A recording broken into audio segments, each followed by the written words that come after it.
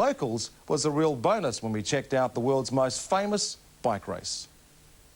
The mobile sport team chooses to fly Cathay Pacific to London.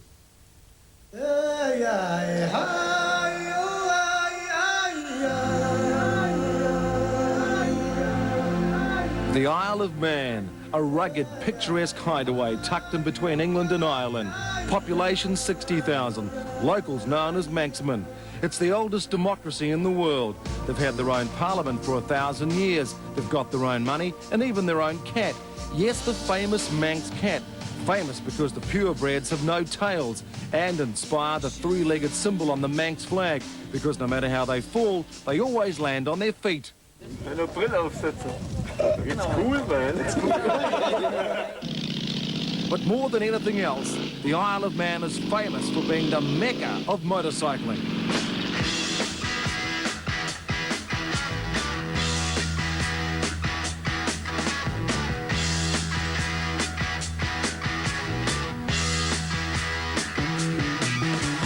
Get your motor running. Head out on the highway, looking for adventure, and whatever comes our way. For 2 weeks every year, the island echoes to the sound of the TT Festival, as about 30,000 bikers from all over the world merge on the street circuit, pitch their tents and have a go, especially during Mad Sunday, when the track is open to the public. We've just done a circuit now, and it's quite hurdy out there, but good fun, good sport, yeah. Are there a few lunatics out there, though? They reckon all the Germans come across and cause a few problems. They forget which side of the road to go on, like, you know. Mad Sunday is it's something on its own, Mad Sunday. Do you go on the road on Mad Sunday, or just stay up there? Yeah. Get up to the crag with a pint in your hand and watch the loonies come down off the mountain. Brilliant. Yep, it's a leather-clad paradise on 2 wheels. And sure, there may be plenty of patches, but while we were there were no gangs, no fights, no trouble. Just lots and lots of bikes. Born to be wild. Born to be wild. Now, the TT, or Tourist Trophy races, were started way back in 1907. Since then, over 120 racers, riders and spectators have been killed. Yep, it's a dangerous road circuit. But when you consider the races alone will cover over 155,000 miles in the fortnight, the death rate is not as bad as it sounds. When you think of the thousands and thousands of bikes that are here, you know, the accidents really are very, very few. I mean, the media played up, I think, more than they should. Do you think the bikers worry about the old the loonies that much? Well, we always do. You know, you've got to keep one eye in that mirror, make sure you stay on the line. You've got them overtaking all the time. Now, the Isle of Man also has another reputation. You see, it's a tax haven for a lot of people from England and Ireland. So at times it looks more like the Isle of Mansions. And because accommodation was chock-a-block, we ended up staying with this wonderful couple, Trevor Jones and his lovely wife Joan. And they gave myself and our 3-Sport Euro crew such a warm, friendly welcome. Hey, it was just like being back in NZ. Now, besides being big rugby league fans for witness, Trevor used to race around the island. So he took me for a blat in the back of his Suzuki 750. And spare a thought for poor old Trev. I mean, with me on the back, he must have had the biggest, ugliest pillion passenger on the island. Oh, well, when you come to a place like the Isle of Man, there's only one way to see it, and that's on the back of a motorbike. And Trev, that was fantastic, mate. Awesome. And that's why, for bikers all over Europe, the Isle of Man is known as the road racing capital of the world. Football, rugby, whatever the sport is, young people like a challenge. And as road racing goes, the Isle of Man is the ultimate challenge. And it's because of that reason a record number of Kiwis took on the challenge this year, including the New Zealand team of 10 riders led by Robert Holden, all riding identical Yamaha FZR 600s. It was a $750,000 operation for the Fighting Kiwis, set up and run by the Auto Cycle Union, Bill Smith Racing in England and the Isle of Man Tourist Board. And they attracted a lot of attention from the motorcycling mad media. You ready, lads? The team's aim was simple. They needed all 10 riders to start and finish the Supersport 600 race to win the Maud's Trophy. First, they had to cop a bit of flack about the state of our cricketers. That's the way they do it. That's the way they do it. And after studying videos of last year's race, which was won by Nick Jeffries, the leading rider on the Britten bikes this year, they were ready for the ultimate challenge, the track. 37 3/4 miles, a monster with over 200 corners. One lap takes over 20 minutes at speeds averaging up to 115 miles an hour, and that's for the top riders. Now this is what it looks like on a normal road-going day, as seen from the Kawasaki 550 of former Kiwi rider Malcolm Brown. And while there's a speed limit of 30 to 40 miles an hour through the towns, on the fast, open mountain section, there's no limit.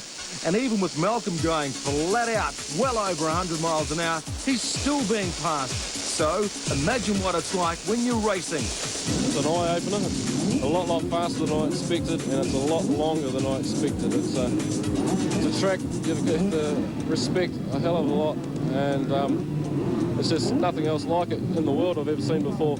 Yeah, 214 corners. It's just about impossible to remember them all. You just have to get into a sequence and just flow your way around. If you get out of sequence, that's when you get into trouble.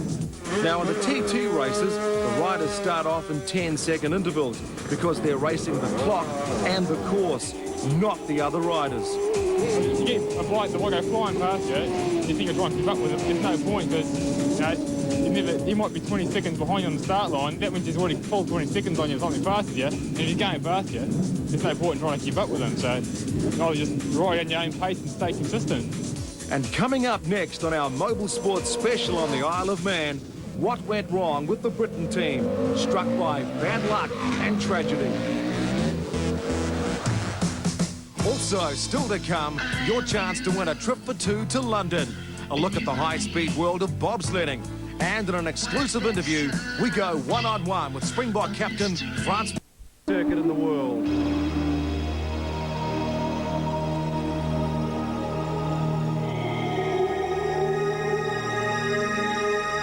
It was Thursday afternoon on this section of road around the tighter, shadier and slipperier part of the Isle of Man track. The top Irish rider Mark Farmer crashed and was tragically killed while riding the Britten bike, which had been sold to the Italian team.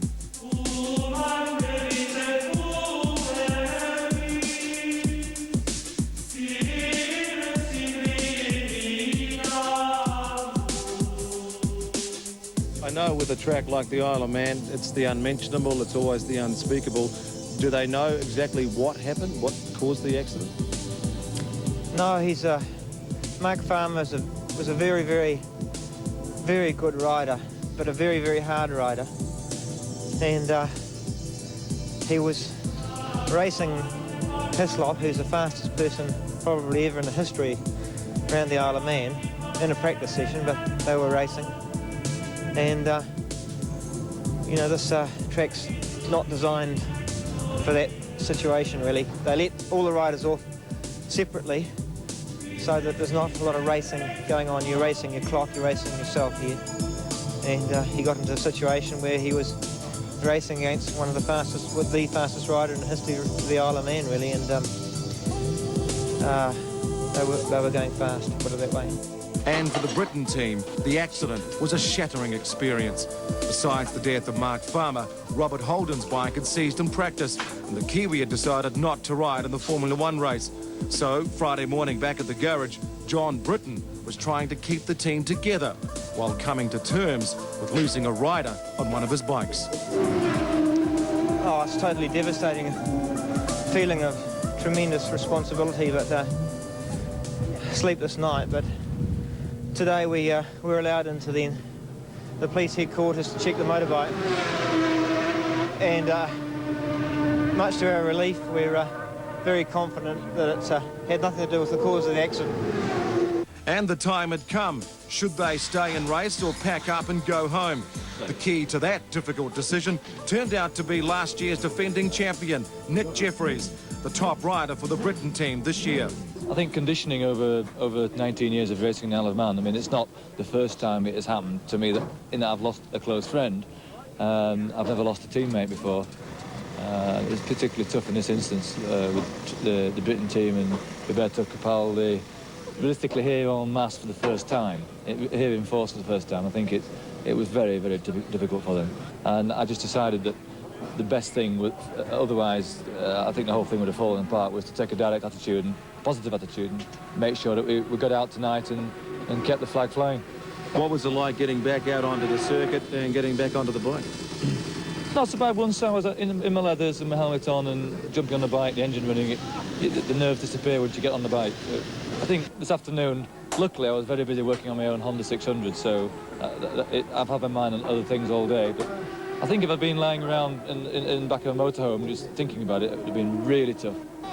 So the team would carry on, but what got off to a fine start on Saturday in the Formula One TT race soon ended up with more than just the bikes pouring into the pits.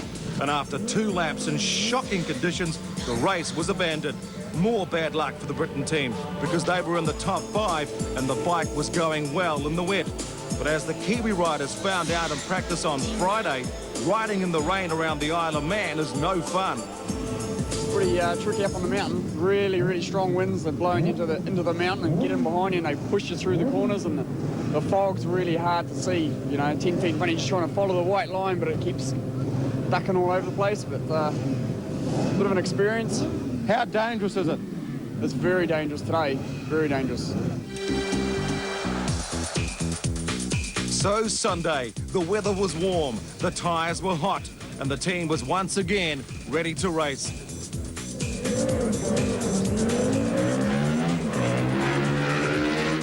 But only 1 lap into the race, and Nick Jeffries was back into the pits, an unscheduled stop that signalled the end of the race for the Briton.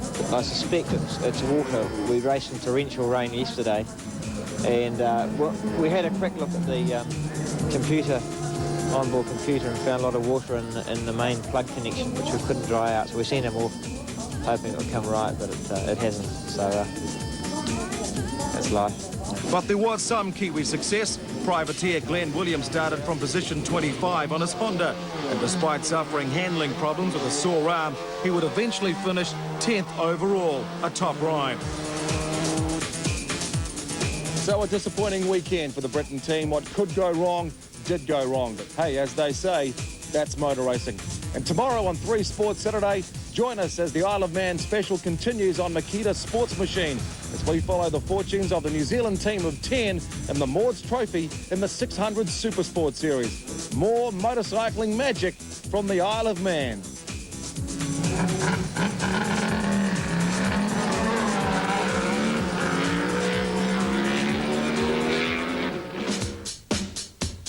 Mobile this particular section, and look at the walls and the curbs on the outside of the section. Steve Hislop on his way to another flying practice lap, but behind he is unawares that Mark Farmer has crashed heavily from the Briton. Mark Farmer, as a result of injuries sustained, sadly lost his life on that Thursday afternoon. Mark Farmer, whose original sporting ambition was to become a steeplechase horse jockey, before he turned his ambitions to motorcycles. He made his TT debut in 1986, and over the years ahead, whilst that coveted TT win eluded him throughout, the 30-year-old, quietly spoken Ulsterman learned his craft with care and skill to become one of the most consistent and safe riders on both road and track. To say he was universally liked would be an understatement. To say he was a man at the top of his profession would be beyond question. And to say he will be sadly and greatly missed, not only by the motorcycling world, but by all who knew him, would be to state the obvious. Mark never won a TT, but he came very close. Just 12 months ago, he led the Formula One race, only to retire after just 2 laps with mechanical problems. But it looked this year as if the dream may well be fulfilled. Mark Farmer, during practice for the Supersport 600 race, set a scintillating lap that was just 1.2 seconds short of the class lap record. And clearly, he would have started as pre-race favourite. But Mark, of course, was equally at home on the tracks of the world. Raced World Superbikes and indeed a full season of superbike racing in Malaysia, where, after a full season in the heat and humidity, he finished 3rd in last year's Malaysian Championship. But sadly, no more will we see Mark Farmer racing motorcycles, because Mark Farmer died on Thursday, the 2nd of June, 1994.